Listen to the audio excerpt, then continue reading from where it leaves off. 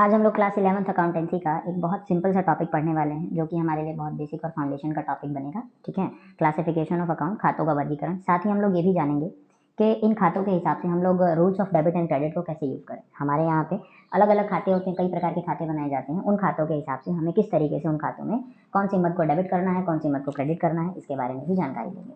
तो अगर हम बेसिक से स्टार्ट करते हैं तो हम पहले टाइप्स ऑफ अकाउंट की बात कर लें, क्लासिफिकेशन ऑफ अकाउंट्स की बात कर लें। तो हम लोगों ने दो तरह की क्लासिफिकेशन की हुई है, एक ट्रेडिशनल क्लासिफिकेशन और एक मॉडर्न क्लासिफिकेशन। ट्रेडिशनल क्लासिफिकेशन क्या कहती है? ट्रेडिशनल क्लासिफिकेशन ऑफ अकाउंट्स, इसके हिसाब से हमारे खाते दो भागों में बटे हुए हैं। कौन कौन से? एक हमारा पर्सनल अकाउंट और एक हमारे इम्पर्सनल अकाउंट्स। ठीक है, पर्सनल अकाउंट्स का मतलब व्यक्तिगत खाते, ठीक है, और इम्पर्सनल का मतलब अव्यक्तिगत खाते। ठीक, दो तरह के हमने खातों में बांटा हुआ है, एक व्यक्तिगत खाते और एक अव्यक्तिगत खाते।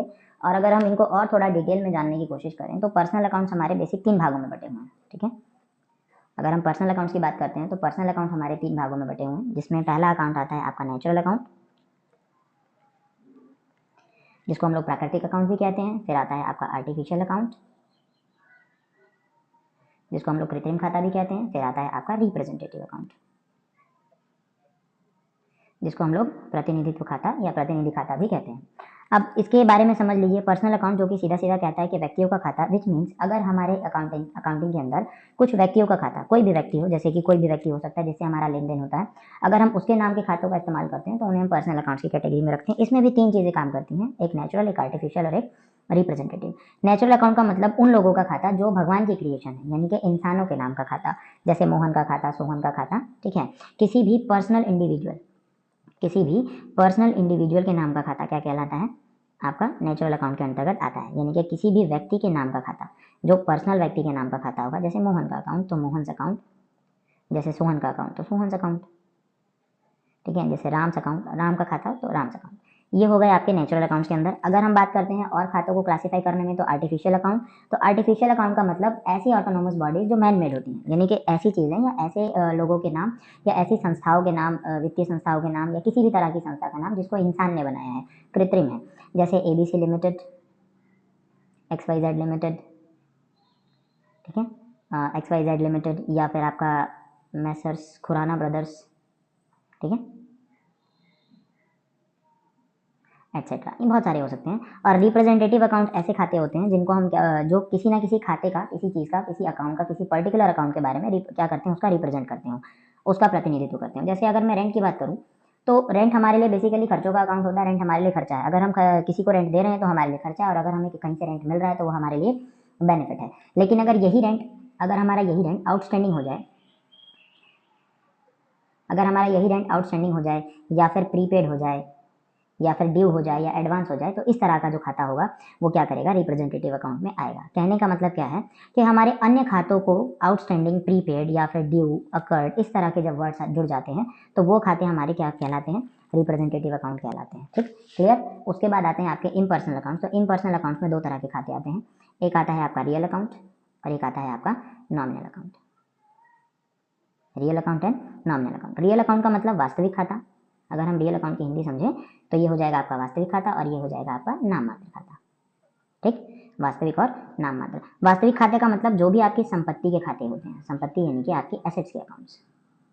ठीक है, जो भी आपकी एसेट्स के अकाउंट है उन सभी अकाउंट को हम क्या कहते हैं, इम्पर्सनल अकाउंट, रियल अकाउंट कहते हैं। सॉरी, जितने भी आपके खाते होते हैं इम्पर्सनल अकाउंट के, रियल अकाउंट में, यानी कि संपत्तियों के खाते। अब संपत्ति हमारी कई प्रकार की होती हैं। अगर आप बेसिक में देखो तो संपत्तियां हमारी दो प्रकार की होती हैं, एक टेंजिबल और एक इंटेंजिबल।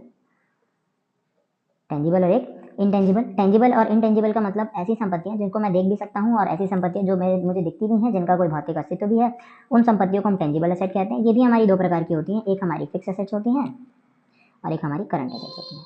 ठीक है, तो फिक्स एसेट्स और करंट एसेट दो तरह के खाते होते हैं टेंजिबल में।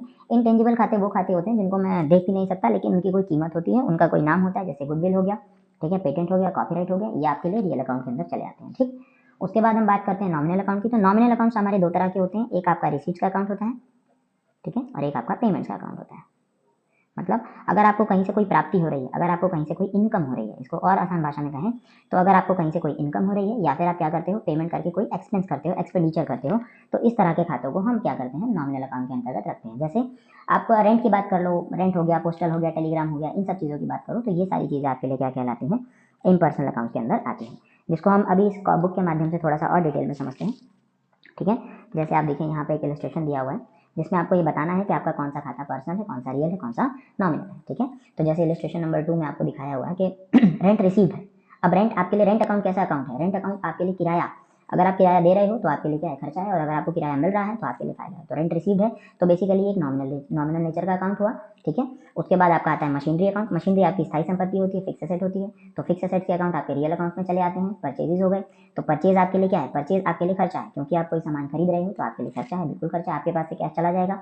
ठीक है, आप कहीं ना कहीं एक्सपेंस करोगे तो ये आपका नॉमिनल अकाउंट हो जाएगा। कैपिटल अकाउंट की बात करो तो ये पर्सनल अकाउंट होते हैं। रीजन, क्योंकि कैपिटल अकाउंट किसी ना किसी पर्सन के नाम से होते हैं, जैसे राम की कैपिटल, सोहन की कैपिटल, मोहन की कैपिटल, किसी की भी कैपिटल होगी तो उसके नाम से बनेगी, इसीलिए हम इसे पर्सनल अकाउंट की कैटेगरी में रखते हैं। रेंट पेड है, आपके लिए बिल्कुल खर्चा है, तो ये आपके लिए कौन से खाते में चलाएगा, नॉमिनल अकाउंट में चलाएगा। इंटरेस्ट रिसीव है, आपको कहीं ना कहीं से इनकम हो रही है तो ये आपका नॉमिनल नेचर का खर्चा है जो कि प्रॉफिट को दिखाता है। बिल्डिंग आपकी स्थायी संपत्ति है, इसीलिए वो आपकी कौन सी एसेट में चली आएगी, रियल अकाउंट में चली आएगी। डिस्काउंट अलाउड है, ये आपका नॉमिनल नेचर का है, इसीलिए कौन से नेचर में चलाएगा, नॉमिनल नेचर में चलाएगा। और अगर हम सेल्स की बात करते हैं तो सेल भी हमारे लिए क्या है, एक गेन की तरह काम करता है, फायदे की तरह काम करता है, इसीलिए सेल हमारा क्या है, नॉमिनल अकाउंट के अंदर चलाएगा। ठीक है, इसके अलावा कुछ बेसिक एग्जांपल्स यहाँ भी आपको देखने को मिल जाएंगे, जैसे कि पर्सनल अकाउंट के बारे में बताया हुआ है, तो पर्सनल अकाउंट में आपके बैंक आ जाते हैं। आउटस्टैंडिंग सैलरी रिप्रेजेंटेटिव अकाउंट होता है, क्योंकि सैलरी को रिप्रेजेंट कर रहा है कि वो सैलरी अभी आउटस्टैंडिंग है। इंटरेस्ट है लेकिन अकर्ड है, इसका मतलब इंटरेस्ट मिलने वाला है, हमने कमा लिया है, मिला नहीं है अभी। ठीक है, तो इंटरेस्ट हमारे लिए वैसे फायदा होता है, लेकिन इंटरेस्ट को रिप्रेजेंट कर रहा है क्योंकि वो अकर्ड है, तो इंटरेस्ट हमारे लिए क्या हो जाएगा, पर्सनल अकाउंट में चलाएगा। इसी तरह ड्राइंग्स है, इसी तरह कैपिटल है, बैंक ओवरड्राफ्ट है, प्रीपेड इंटरेस्ट है। ठीक है, उसके बाद अगर आप रियल अकाउंट की बात करो तो कैश आपके लिए संपत्ति है, चालू संपत्ति है, करंट एसेट है, इसीलिए आपकी कौन सी अकाउंट में चली आएगी, रियल अकाउंट में चली आएगी। उसके बाद आपका आ जाता है लीज होल्ड प्रॉपर्टीज, यानी कि आपकी कोई भी ऐसी प्रॉपर्टी जो आपने लीज पे ले रखी हो।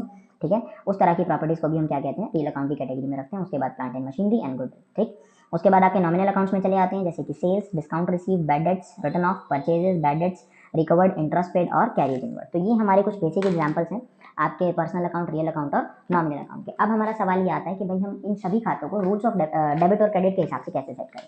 ठीक है, तो अब जो हमारा नेक्स्ट टॉपिक बन रहा है वो है rules of debit and credit. क्या बन रहा है, rules of debit and credit, rules of debit and credit. ठीक है, तो rules of debit and credit हमारे खातों के हिसाब से बनेंगे, तो हम पहले पर्सनल अकाउंट के बारे में जानकारी ले लेते हैं। तो पर्सनल अकाउंट का rules of debit and credit क्या बनेगा, तो पर्सनल अकाउंट में देखिए क्योंकि ये व्यक्तियों का खाता होता है तो यहाँ पे या तो किसी को कुछ मिलेगा या किसी को कोई कुछ देगा, तो हम सीधा सीधा लिख देते हैं कि डेबिट द रिसीवर, यानी कि जिसको मिल रहा है उसको डेबिट कर दीजिए, एंड क्रेडिट द गिवर, यानी कि जो पैसा दे रहा है या फिर जो भी कोई आदमी व्यक्ति है, पर्सन है, जो कुछ दे रहा है तो उसको आप क्रेडिट कर दीजिए। ये पर्सनल अकाउंट के लिए है। उसके बाद ये आपका रियल अकाउंट का रूल चलाएगा।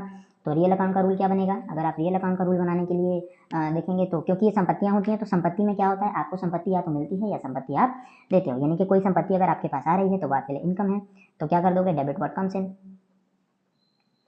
डेबिट व्हाट कम्स इन, मतलब अगर आपके पास कोई चीज़ आ रही है तो उसको आप डेबिट करोगे, and credit what goes out, यानी कि आपके पास से अगर कुछ जा रहा है तो आप उसे क्या कर दोगे, क्रेडिट कर दोगे। उसके बाद बात करते हैं नॉमिनल अकाउंट की। तो नॉमिनल अकाउंट आपके खर्चों का अकाउंट होता है, इसीलिए हम क्या करते हैं, सभी खर्चों को हम क्या करते हैं, debit all expenses and losses, debit all expenses and losses, यानी कि आपको बिजनेस में जितने भी क्या है खर्चे हैं या जितने भी आपके लॉसेज हैं वो सभी आपके लिए क्या हो जाएंगे, डेबिट हो जाएंगे, और क्रेडिट कर देंगे हम ऑल इनकम एंड गेन्स, यानी कि हमें जितने प्रकार के इनकम हो रहे हैं, जितने प्रकार की गेन हो रही है, उन सबको हम क्या करेंगे, क्रेडिट कर देंगे। कोई प्रॉब्लम इसके अंदर, अगर हम इसी को, इन्हीं तीन रूल्स को हम क्या कहते हैं, ये बेसिकली आपकी ट्रेडिशनल क्लासिफिकेशन है। अगर आप इन तीनों क्लासिफिकेशन को लेकर चलोगे तो क्या है, ये आपकी ट्रेडिशनल क्लासिफिकेशन है, इसको बोलते हैं हम ट्रेडिशनल रूल्स। ये आपके ट्रेडिशनल क्लासिफिकेशन के अंदर आते हैं, इसी को हम बोलते हैं गोल्डन रूल्स। क्या बोला जाता है इसे, golden rules of debit and credit.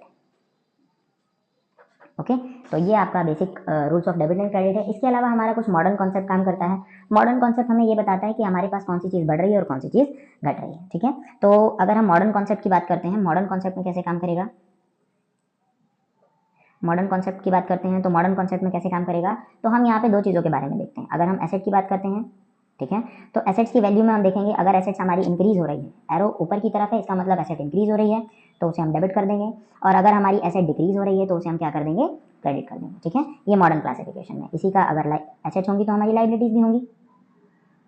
ठीक है, तो हमारी एसेट्स होंगी तो लाइबिलिटीज भी होंगी। अगर आपकी लाइबिलिटी इंक्रीज हो रही है तो आप उसे क्रेडिट करेंगे, और अगर आपकी लाइबिलिटी डिक्रीज हो रही है तो आप उसे डेबिट करेंगे। ठीक है, उल्टा होता है, क्योंकि एसेट्स लाइबिलिटीज की अपोजिट होती है, दैट्स व्हाई हम क्या करते हैं, इसको उल्टा कर देते हैं। इसी तरह आपके पास अगर कोई एक्सपेंस है, अगर आपका कोई एक्सपेंस अकर हो रहा है, यानी कि आपका एक्सपेंस बढ़ रहा है, तो आप उसे क्या करोगे, डेबिट करोगे। अगर आपके एक्सपेंस की वैल्यू घट रही है तो आप उसे क्या कर दोगे, क्रेडिट कर दोगे। ठीक है, अगर आपके एक्सपेंस की वैल्यू क्या हो रही है, बढ़ रही है, तो आप उसे डेबिट करोगे। अगर आपके खर्चों की वैल्यू घट रही है तो आप उसे क्रेडिट करोगे। इसी तरह आपकी रिवेन्यू होती है। ठीक है, अगर आपकी रिवेन्यू की वैल्यू बढ़ रही है तो आप क्या करोगे, उसे क्रेडिट करोगे। अगर आपकी रिवेन्यू की वैल्यू यानी कि आपकी कोई इनकम या गेन है, तो अगर आपकी उसकी वैल्यू अगर घट रही है तो आप उसे क्या कर दोगे, डेबिट कर दोगे, क्योंकि एक्सपेंसेस का उल्टा रिवेन्यू होता है। रिवेन्यू को हम इनकम भी कह सकते हैं। ठीक है, तो आपकी रिवेन्यू हो गई या इनकम हो गई, दोनों एक ही बात है अभी फिलहाल के लिए। ठीक है, इसके बाद अगर आपका कोई क्या नाम है, कैपिटल अकाउंट है, कोई कैपिटल अकाउंट है, अगर कोई कैपिटल है, अगर आपकी कैपिटल की वैल्यू में इंक्रीमेंट हो रहा है, तो कैपिटल की वैल्यू जब बढ़ती है तो हम उसे क्या करते हैं, कैपिटल जब बढ़ती है तो उसे हम क्रेडिट करते हैं। और अगर कोई कैपिटल आपकी घट रही है तो आप उसे क्या कर दोगे, डीआर कर दोगे। ओके, ठीक है, इसके अलावा अगर किसी के कोई पर्टिकुलर पर्सन का नेम वगैरह होगा तो हम कैपिटल के हिसाब से इसको एडजस्ट करेंगे। तो ये आपकी मॉडर्न क्लासिफिकेशन